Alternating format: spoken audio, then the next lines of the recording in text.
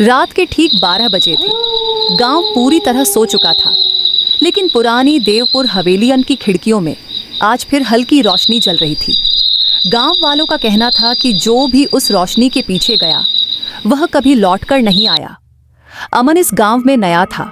शहर से पढ़ाई पूरी करके वह कुछ दिनों के लिए यहाँ आया था। उसने इन कहानियों को डर फैलाने वाली बातें मानकर टाल दिया। उस रात जब बिजली बार बार जा रही थी, उसकी खिड़की से हवेली साफ दिखाई दे रही थी। अचानक उसने देखा कि हवेली की सबसे ऊपर वाली खिड़की में कोई परछाई खड़ी है। परछाई ने धीरे धीरे हाथ हिलाया, जैसे उसे बुला रही हो। अमन का दिल जोर जोर से धड़कने लगा, लेकिन जिज्ञासा डर पर भारी पड़ गई। टॉर्च उठाकर वह हवेली की ओर चल पड़ा। जैसे ही उसने लोहे का जंग लगा गेट धक्का दिया, गेट अपने आप जोर से बंद हो गया। पूरे आंगन में ठंडी हवा घूमने लगी। अंदर कदम रखते ही उसके कानों में किसी के रोने की आवाज गूंजने लगी। आवाज इतनी पास थी मानो कोई उसके पीछे खड़ा हो।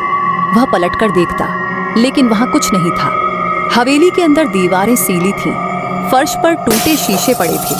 अचानक उसकी टॉर्च की रोशनी एक बड़े आईने पर पड़ी। आईने में अमन तो दिख रहा था, लेकिन उसके पीछे एक और चेहरा था।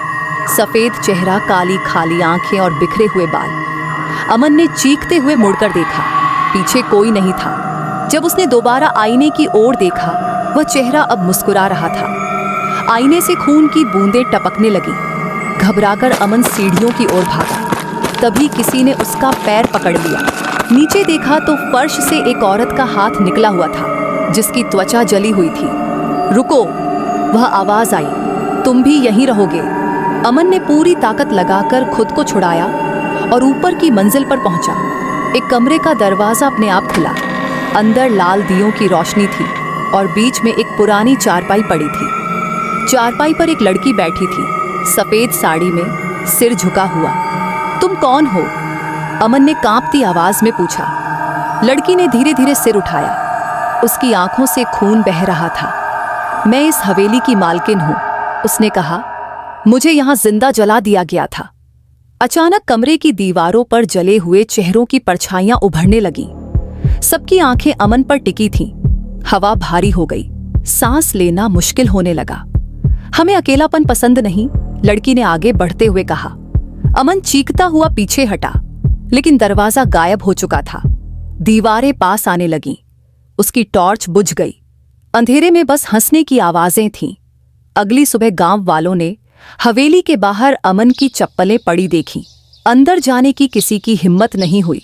उस रात के बाद से जब भी आधी रात को देवपुर हवेली की खिड़की में रोशनी जलती है, लोग कहते हैं कि एक नई परछाई हाथ हिलाकर किसी और को बुला रही होती है। और अगर तुम कभी गांव से गुजर रहे हो और कोई अंधेरे में तुम्हें नाम लेकर बुलाए, तो पलटकर मत देखना।